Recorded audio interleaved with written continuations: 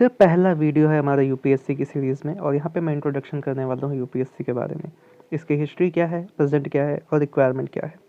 देखिए 1 अक्टूबर 1926 यानी आज से लगभग 95 साल पहले इसकी स्थापना हुई और यहाँ पे लक्ष्य यही था कि जैसे ब्रिटिश लोग यहाँ पे राज कर रहे थे, तो ब्रिटिश लोग ही यहाँ इंडियंस पे राज करते तो थोड़ा अजीब लग रहा था, उन्हें कंट्रोल करने में दिक्कत हो रही थी। तो उन्होंने दिमाग लगाया कि यहीं के लोगों को ही हम बैठा देते हैं नौकरशाही में, यानी ब्यूरोक्रेट्स बना के। तो उन्होंने स्टार्ट किया इंपीरियल सर्विसेज, आईसीएस नाम होता था। पहले लोग एग्ज़ाम देने के लिए इंग्लैंड जाया करते थे, तो बहुत काबिल लोग, बहुत अमीर लोग ही जा पाते थे, क्योंकि गरीब के पास तो इतना पैसा नहीं था कि वो वहाँ जाके एग्ज़ाम दे। तो उन्होंने यहाँ पे भी शुरू किया और इसका नाम था फेडरल पब्लिक सर्विस कमीशन। 1926 में इसकी स्थापना हुई और जब इंडिया इंडिपेंडेंट हो गया 1947 में, तो जब हमारा संविधान लागू हुआ तो 1950 में इसे यूनियन पब्लिक सर्विस कमीशन बना दिया गया, यानी यूपीएससी। और इसी यूपीएससी का लक्ष्य लेके आप लोग इस वीडियो को देख रहे हैं, तो बने रहें इस वीडियो में, आगे हम आपको और भी चीज़ें बताते हैं। वैसे ये पूरी हिस्ट्री यूपीएससी की आप जब हिस्ट्री पढ़ेंगे तो अच्छे से पढ़ लेंगे, तो मैं शॉर्ट में बताता हूँ। ये पहले वो इंसान है सत्येंद्र नाथ टैगोर जिन्होंने 1864 में आईसीएस एग्ज़ाम, यानी इंडियन सिविल सर्विसेज तब होता था, इंपीरियल सिविल सर्विसेज नाम होता था, इन्होंने पहले ऐसे इंडियन थे जिन्होंने पास किया था। अगर आप भी चाहते हैं ये फ़ोटो आपकी है, जो ऐसी तस्वीरें आप देखते हो, ये लोग हैं इन्होंने मेंस क्लियर कर लिया और इंटरव्यू के लिए जाते हैं यूपीएससी, तो वहाँ पे ये तस्वीरें खींचते हैं। वैसे ये सत्यम गांधी जी हैं, ऑल इंडिया रैंक 10 आई थी इनकी, किसी ईयर में मुझे याद नहीं है। तो ऐसी फ़ोटो आपकी भी आ सकती है, पर इसके लिए आपको पढ़ाई बहुत करनी है, बहुत ही ज़्यादा पढ़ाई होनी चाहिए और आपके जीवन में एक ही लक्ष्य होना चाहिए। यूपीएससी सिर्फ एक लक्ष्य होना चाहिए, क्योंकि यूपीएससी का जो रास्ता है ना, वो बहुत ही मेहनत से, बहुत प्रेशर से आपको जाके वहाँ पहुँचना है। और इसमें पढ़ाई मेन चीज़ है, मेन इंग्रेडिएंट जो इस एग्ज़ाम का है वो है पढ़ाई। जैसे जैसे बहुत से लोग ये जानना चाहते हैं एग्ज़ाम की रिक्वायरमेंट क्या है, तो भैया इस एग्ज़ाम की रिक्वायरमेंट है आपकी समझ, आप कितना अच्छे से समझे हैं हमारे इंडिया को, इंडियन हिस्ट्री को, इंडियन जियोग्राफी को, मतलब जो भी सब्जेक्ट हैं सब कुछ आपको आना चाहिए। अब इसके भी कई तरीके हैं, लोग जो पढ़ाई करते हैं वो, बहुत से लोग सेल्फ स्टडी पे भी फोकस करते हैं कि मैं अपने दम पे ही पढ़ के निकाल सकता हूँ। काफ़ी लोग क्लियर भी करते हैं, बहुत से लोग क्लियर नहीं भी कर पाते हैं, क्योंकि सक्सेस रेशियो हमें बहुत ही कम होना है।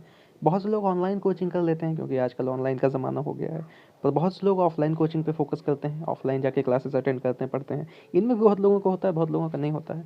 तो मेन चीज़ इंपॉर्टेंट होती है, आपको एक टाइम टेबल बना के चलना है। अब जैसे ये जो टाइम टेबल है टीना डाबी जी का है, बहुत ही फेमस है, बहुत जगह आप देखोगे सर्कुलेट होते हुए। तो ऐसा ही आपका भी एक टाइम टेबल होना चाहिए। आपके पास जो भी रिसोर्सेज हैं उनका यूज़ करिए, सिलेबस को समझिए। इस एग्ज़ाम की रिक्वायरमेंट यही है, आपको सिलेबस आना चाहिए। उस सिलेबस में क्या है वो टॉपिक आने चाहिए आपको, उस टॉपिक का जो मेन इंग्रेडिएंट है वो आपको समझना चाहिए बस। इस एग्ज़ाम में ऐसा नहीं होगा कि आपको 4 विकल्प में 1 विकल्प चुन के आपको एग्ज़ाम पास कर लोगे। आपको थ्योरेटिकल नॉलेज होनी चाहिए, उसकी एक समझ, विवेचना करना आना चाहिए आपको। ऐसा नहीं है कि जन धन योजना कब लॉन्च हुई। यहाँ पे ऐसे क्वेश्चन आ सकते हैं कि जन धन योजना का फ़ायदा क्या हुआ, इसमें क्या चैलेंजेस है, सरकार क्या अच्छा कर सकती थी, क्या बुरा हुआ वहाँ पे। इस तरह के आंसर्स आपको आने चाहिए। प्रीलिम्स एक छोटा सा पार्ट है जिसके मार्क्स आपके मेंस एग्ज़ाम में जुड़ने भी नहीं हैं। मेंस एग्ज़ाम ही इस एग्ज़ाम का मेन एग्ज़ाम है। एंड देन पर्सनालिटी टेस्ट, वो तो आगे की कड़ी है, पहले आप मेंस तक तो पहुँचिए। तो यूपीएससी यही है, इसकी एग्ज़ाम की रिक्वायरमेंट यही है कि आपको सब कुछ का थोड़ा बहुत आना चाहिए और थोड़े बहुत का सब कुछ आना चाहिए। तो अपनी यूपीएससी जर्नी चालू करिए। यहाँ पे कई बार आप सुनोगे कि 10 घंटे पढ़ना ज़रूरी है, 12 घंटे पढ़ना ज़रूरी है। अरे आप 1 घंटे भी पढ़ो तो नहीं, सॉरी गलत बोल रहा हूँ। यहाँ पे घंटे रिक्वायरमेंट ही नहीं है, यहाँ पे आपकी रिक्वायरमेंट है आपने एक टॉपिक उठाया एंड देन आपने वो टॉपिक पढ़ के समझ लिया। और 8-10 घंटे की बात ही नहीं है, आप इसका सिलेबस देखो, आप रोज़ पढ़ोगे ना 10-15 घंटे, तब जाके 1 से 1.5 साल में इसका सिलेबस कंप्लीट होता है। वो आपको समझ में आया नहीं आया वो आपकी पढ़ाई पर डिपेंड करता है।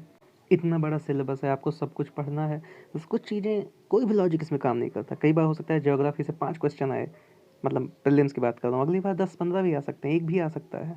तो ऐसा कुछ भी हो सकता है, तो कभी भी आप पुराने पैटर्न पे मत जाइएगा। अपनी तैयारी आप पूरी रखिए।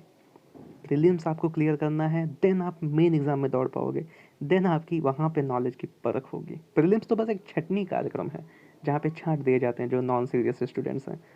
तो अगर आप नहीं क्लियर किए फिर भी आप हार ना मानिए, यूपीएससी आपका लक्ष्य है, आप लगे रहिए। और यहाँ पे अगर आप नहीं क्लियर कर पाते हो तब भी इसका मतलब ये नहीं है कि आप अयोग्य हो, क्योंकि इतने बड़े देश में जहाँ हर साल 15-20 लाख स्टूडेंट फॉर्म भरते हैं 1000 पोस्ट के लिए, फिर प्रीलिम्स से मेंस में 20 से 30 हज़ार लोग ही जाते हैं, इतने लोग छंट जाते हैं।